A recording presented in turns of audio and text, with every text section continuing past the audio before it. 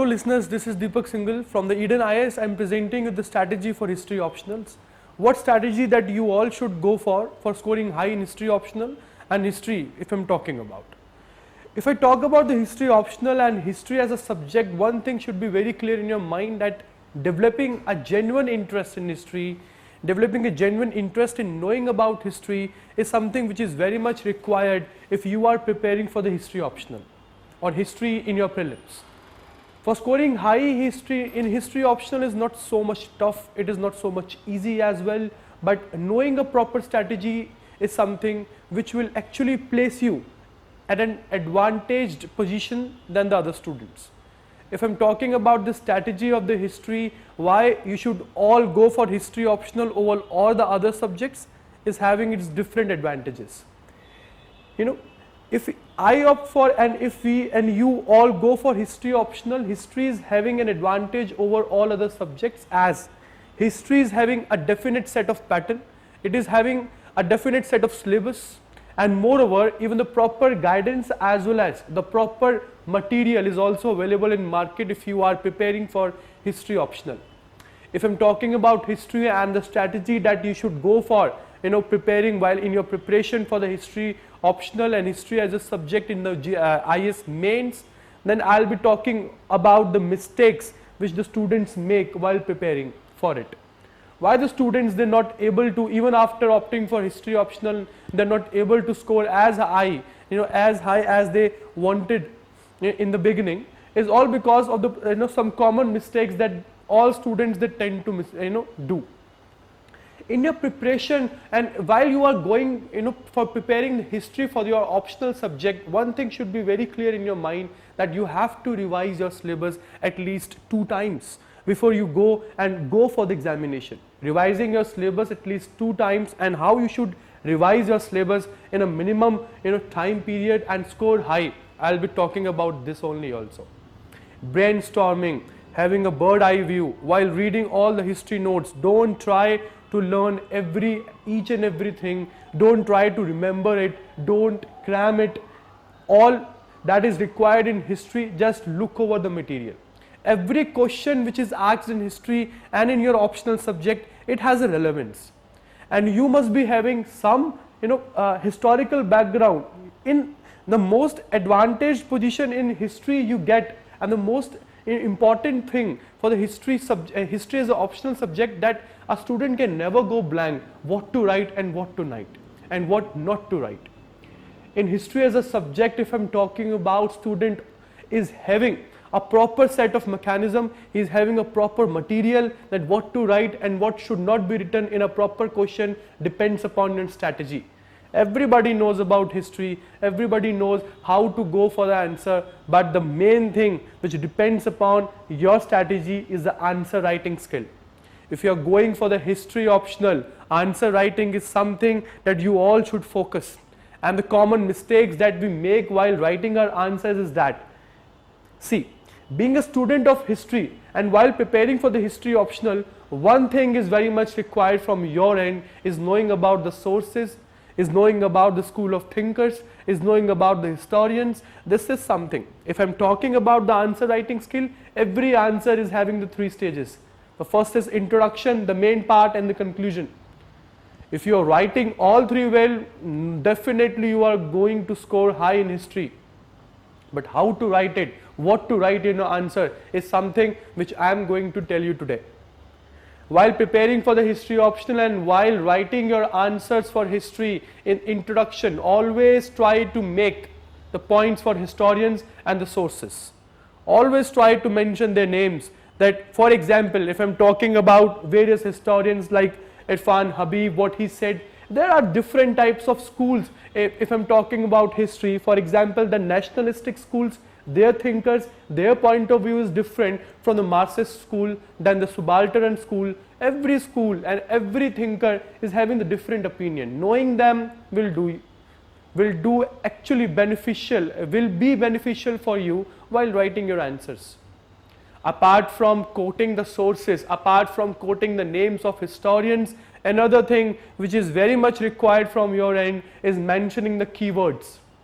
For example, if there is a question related to Rig Vedic period, if there is a question related to Mahajanpada, both the topics, they are very different, both the topics are very different from what, they demands a keywords, they demands a type, they demands what word, they always demand from you what kind of words you are using while writing your answers.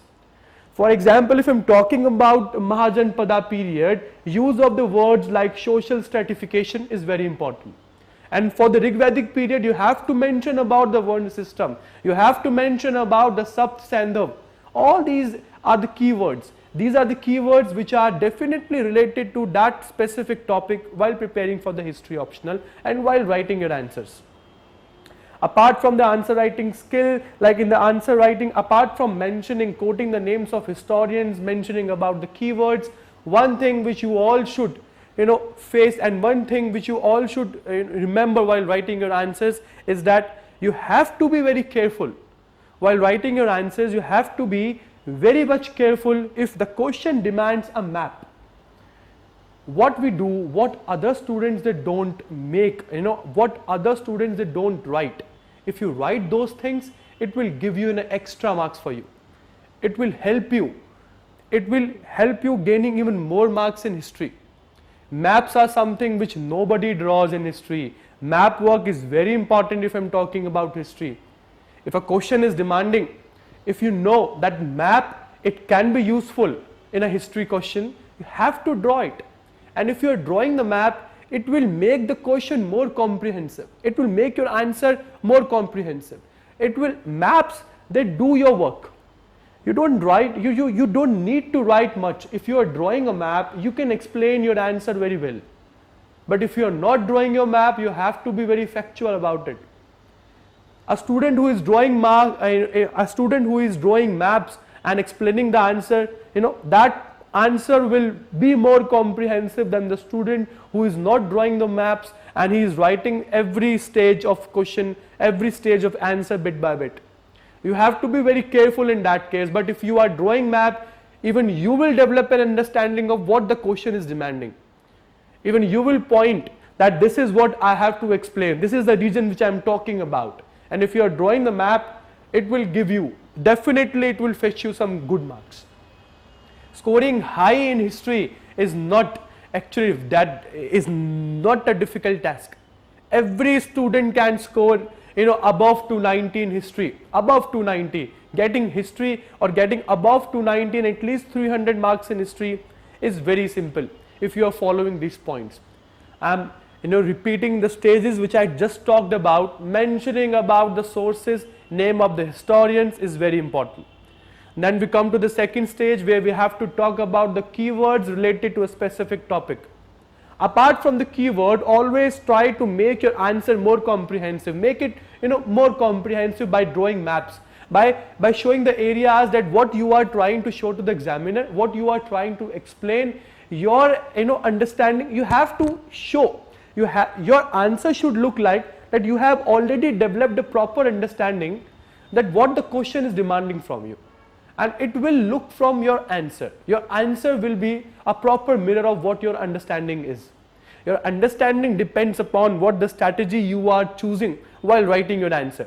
If your answer is good, if your answer writing strategy is good, even if you are not aware of that much information that the person who is not drawing map but he is having very much information about the question, you are on the advantaged position, because maps are something which nobody draws and very less students in history they try to develop that understanding where they can use a map. How to prepare for the map, how to prepare for the history optional, we will be talking about everything in this video. Just listen about what another step that you should move on to. After drawing your map and after looking for the strategy that what you should look for your answer writing, and after the answer writing, after preparing everything and after writing everything in your main part, then we move to the conclusion.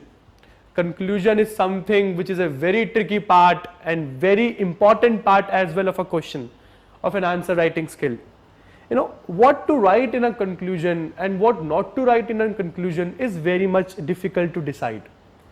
If I'm talking about history, one thing should be very clear, that many topics in history that don't have a certain conclusion. For example, if I'm talking about the Harappan civilization and coming of Aryans in India, this is the topic where you cannot quote a proper conclusion, where you cannot give a fixed conclusion that this is what happened in that time. In those types of questions, I would recommend you please leave those conclusions as an open-ended debate. And if you're leaving that part as an open-ended conclusion, it is going to fetch you even more marks. All these three parts, they should be looked separately. Introduction and conclusion alone, they can give a proper image of what you are writing in the main part. And in the main part, if you are drawing the map, and with the map, if you are trying to explain the answer, if you are trying to explain the question, it will make it even more comprehensive. In the history optional, what you should study and what you should not study.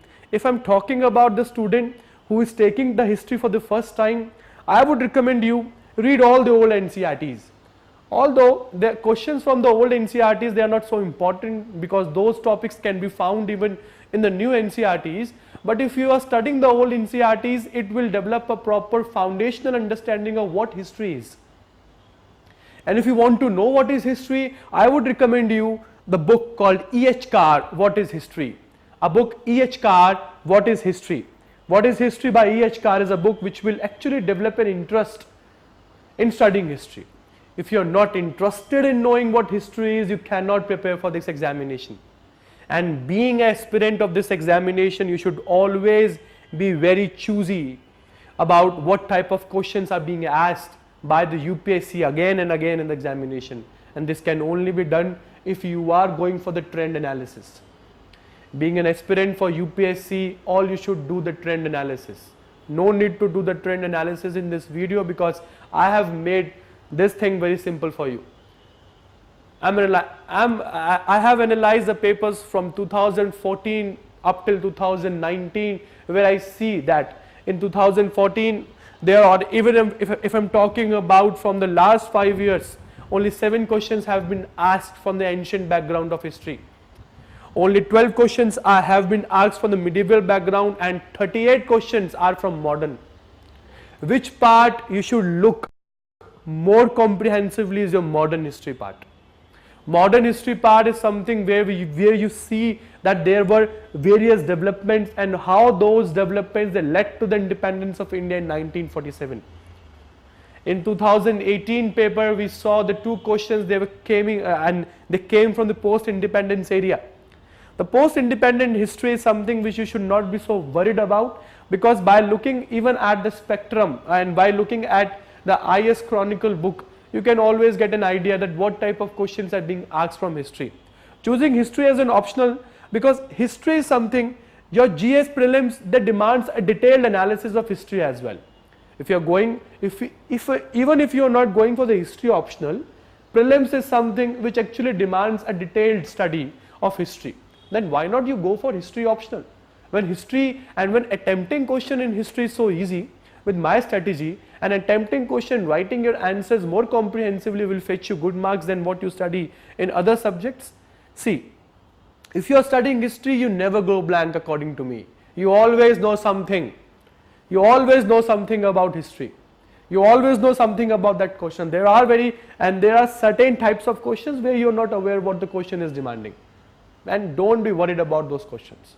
But most of the questions is history that develop a proper historical background, a proper historical perspective when you start and when you start writing, answer for it. Choosing history is an advantage for you because history is everything. History is social, history is political, and history even is economic. History is having every concept, in it. Whether it is social, whether it is political, whether it is economic, even every development in this world, it requires a historical perspective from your background. You can judge what is happening in present day world with what happened back in history. History is always an interesting subject. We all are engaged in it. But thing is this, developing a proper interest in writing and in studying history is something which is very important. In history, your answer writing skill is something which will fetch you good marks even if you are not aware of the full knowledge of what that question is demanding, and still even if your answer writing is so perfect, it can fetch you good marks than the students who know everything about that question but still they cannot write it.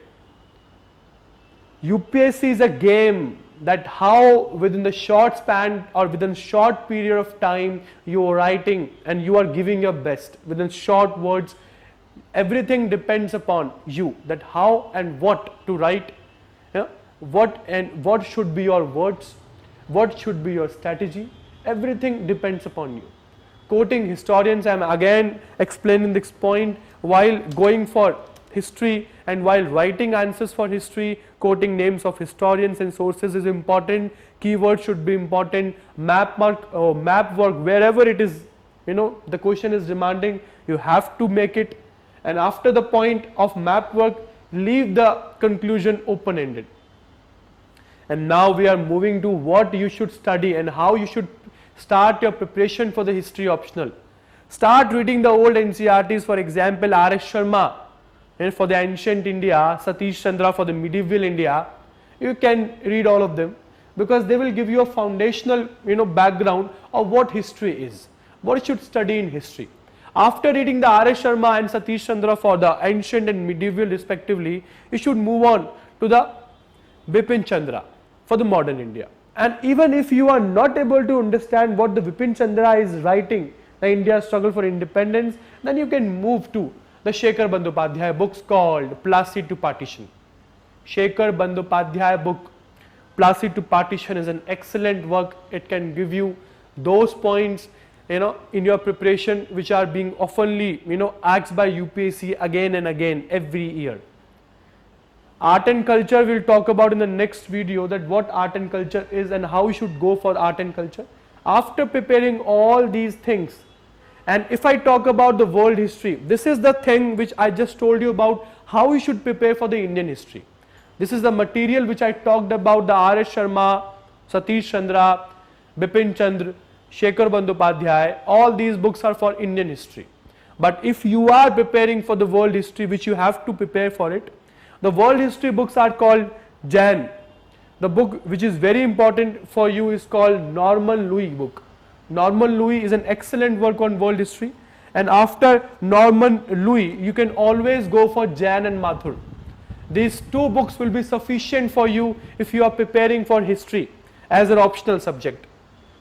Along with the Indian history, Jan and Mathur and Norman Liu will complete your preparation. And then everything depends upon you, that what your strategy is, how you are attempting that answer, how you are attempting to write that answer will fetch you good marks. Options in history are very diverse, what to write and what not to write. But this is very certain that in a question what should be written is with you. All depends upon your strategy, that how you are presenting your information, how you are presenting your knowledge. Your presentation depends upon your strategy and your answer writing skill.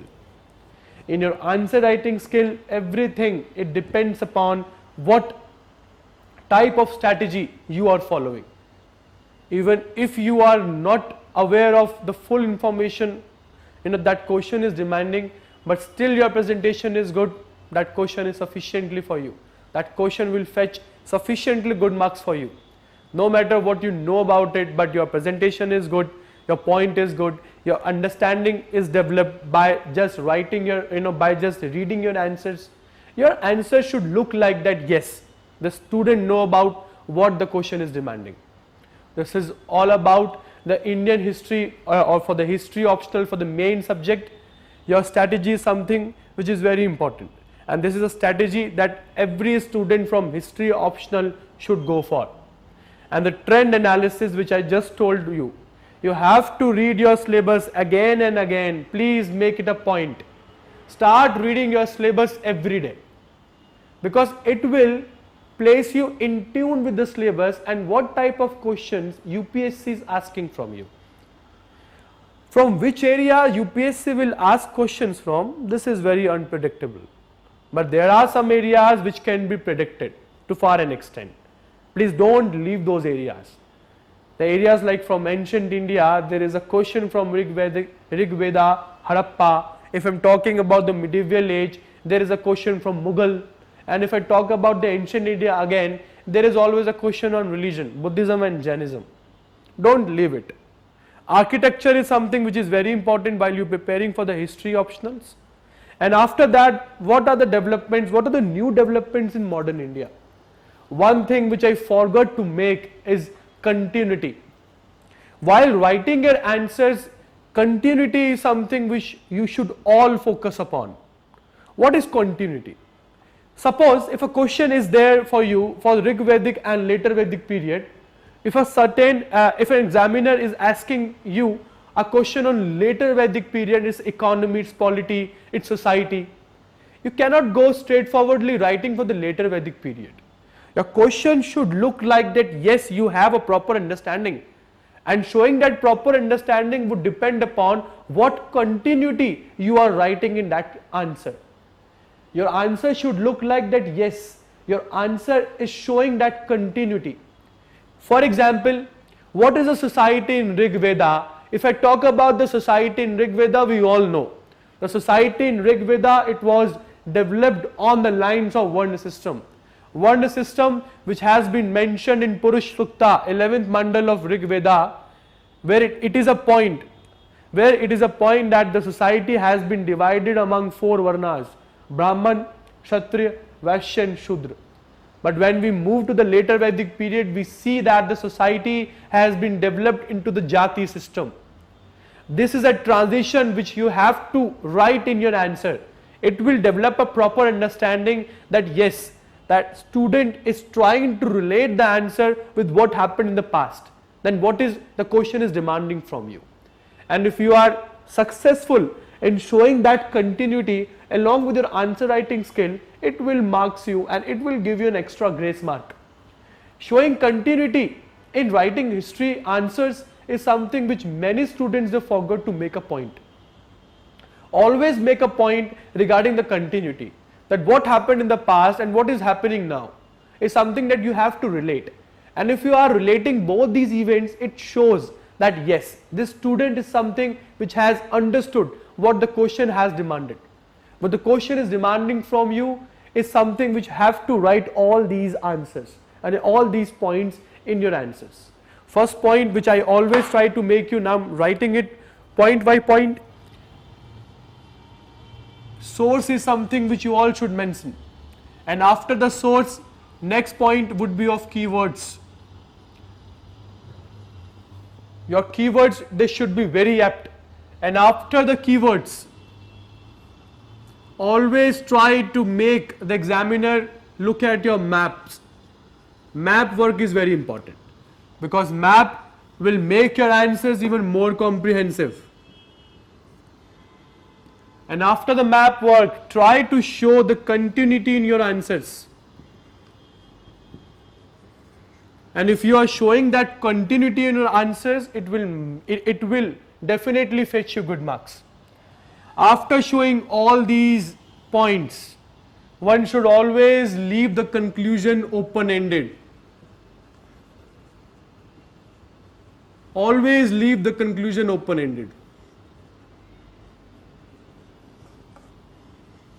Never try to give a proper ending to a question where you are not aware of it. Because if I am talking about history, there are various thinkers, there are various schools whose thinking is different from the another one. The nationalist thinkers, they are different from subaltern thinkers. So you cannot be very specific that what the conclusion should be. So you have to leave your conclusion open-ended in most of the cases, in most of the questions in history. For example, if the question is pertaining to Harappan period, if a question is pertaining to the coming of Aryans in India, all these answers they should be dealt. All these answers they should be in this way. And after making a conclusion, a point, your answer is perfect. And this is the way how your strategy should be.